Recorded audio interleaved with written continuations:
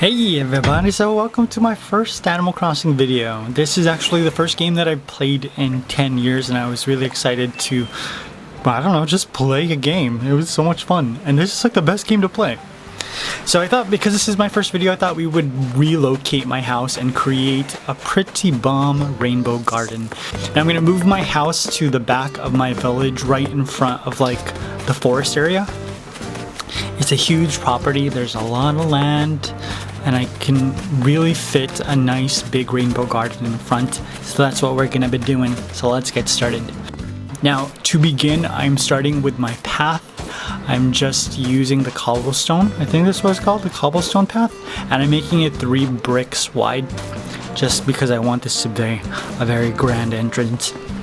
Now, I did have to measure it out a lot. I wanted grass before my garden, and I needed to make sure that the garden could fit 5 flowers in a row on both sides of my path. Oh, and look at me, I got a little bit designy, which is why I made it a little small at the edges. It's just me being designy, and I'm also going to round out the inside of the border, you know, because I want people to think that I know what I'm doing and not just making it up as I go. So I'm doing it on both sides of my garden. After that, it was time to start gathering my flowers. So I planted them on the beach just because I wanted to make sure I had enough flowers to complete my garden.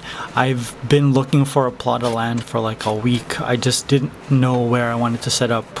That's why I just had like a temporary home at the beach.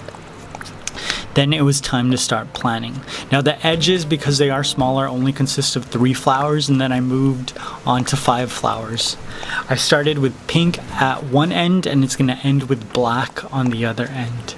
Just worked my way all the way down. Now the rainbow garden really does consist of a lot of hybrid flowers, which take a lot of time. But for me, June was a very rainy month, so I never had to water any of my flowers.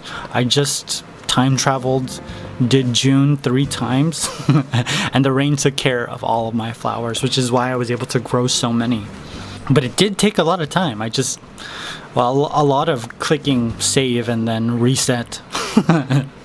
Is it cheating? I don't know, but I didn't have to water my flowers, so I guess, yeah, it's cheating. So we got green, then we got blue, then I got purple, and then I'm having like this transitional purple that will lead into the black at the end. I don't really like any of the black flowers, but the black rose is definitely my favorite. I just think the black rose looks stunning.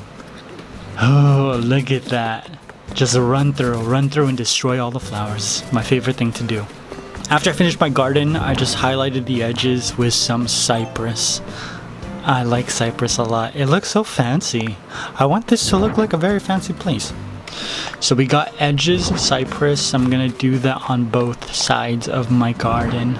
And then I'm gonna move on to all the light fixtures. I have black lights and I'm gonna be using floor lights as well as some garden lights just to make sure that this looks pretty stunning when it's lit up at night. After that, it was time to eat turnips. Turnips, I only move trees on Sundays because of turnips.